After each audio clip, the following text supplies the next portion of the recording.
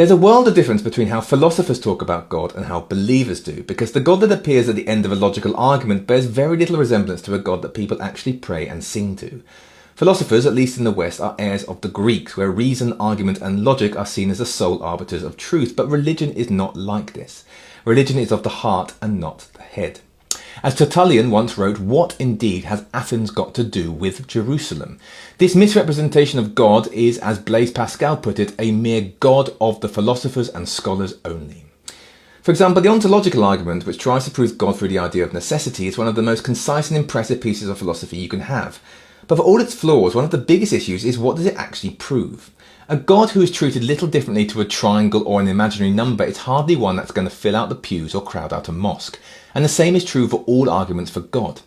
The problem for Pascal is that this is not a God worthy of worship.